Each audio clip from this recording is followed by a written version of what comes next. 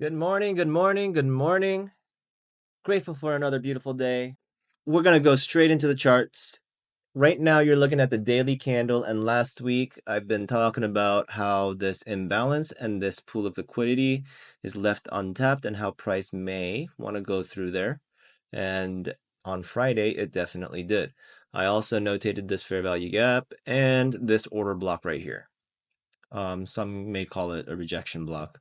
But price definitely went through all of it, rebalanced all of this imbalance, and came back up. I am very bullish right now on the markets. I thought that we could come down to this imbalance and this fair value gap right here, but seeing how price came down and moved all the way back up, and this bullish candle here, I mean, things could reverse at any moment. We do have news at 9:45 and 10 a.m. It's the final manufacturing PMI and ISM manufacturing PMI. This week, we have news literally every single day. Tuesday, Wednesday, Thursday, Friday. Just look at the calendar, red folder news literally every single day. So there's going to be a lot of volatility. So this is what the daily candle looks like. Let's dig down into the 1 hour because this is what I use for structure. We came up into previous day's highs. All right here, previous day's highs. We took that, and I'm not sure what price will do at news. That's something that we're going to be monitoring.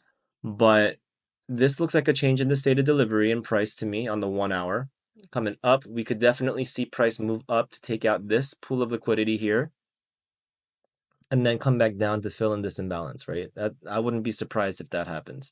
So, with that being said, we're going to be patient.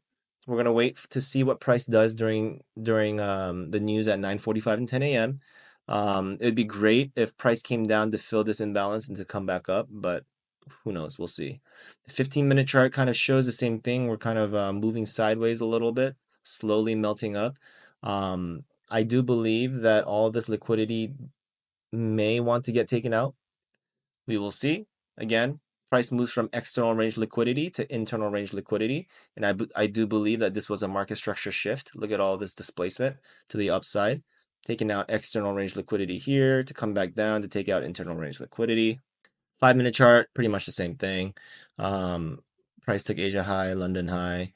All of this has been left untapped. There's relative equal lows there. A lot of imbalance here, so I'm pretty much in line with price being bullish, but I do believe price will need to come back down a little bit to send price up higher. All right, so that's the plan. We are paper trading. All right.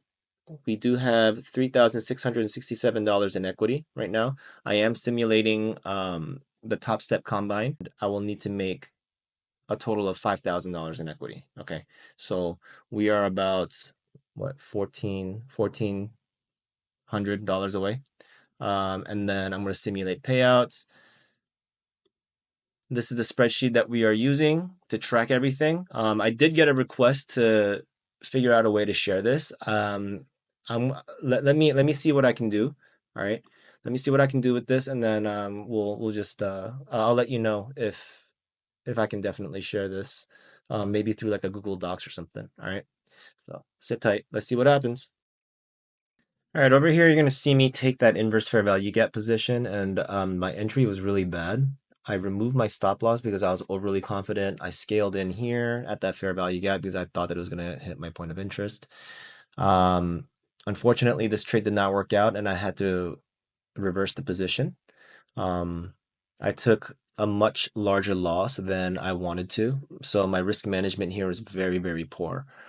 So once I saw that the market was reversing, I took 2 contracts down, took profits there. I'm still down a little bit on the day. I waited for another entry here on the 30-second chart. I waited for confirmation that price was going to continue to head down, and you're going to see me take another position for a win. I think the entry is coming up soon, right there. And I took it down to the relative equal lows. All right, if it hits my take profit there at relative equal lows, I'm going to be done for the day, and I am done. All right. Let's look at the spreadsheet, but before I do, let me know how y'all did in the comments below. Like the video for the YouTube algorithm, subscribe to join me on my journey, and yeah, let's get straight into this. Today, as y'all saw, I took 1 loss and 2 wins. I took a much larger loss than I wanted to. It's not something that I would recommend.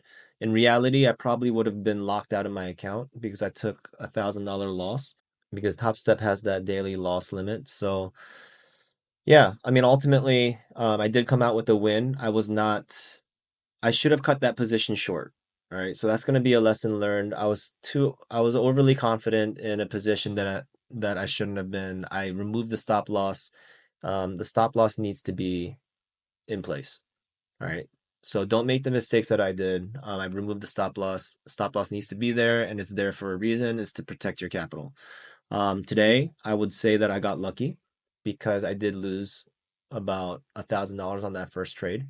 Um, However, I was able to maintain my composure and take that trade down to come up for the day. And that's what you're seeing here, $585 for the day. Um, but yeah, let me know if y'all have any questions. I'm going to see how to share this spreadsheet with y'all. Yeah, hope y'all had a great day, and I'll catch y'all tomorrow.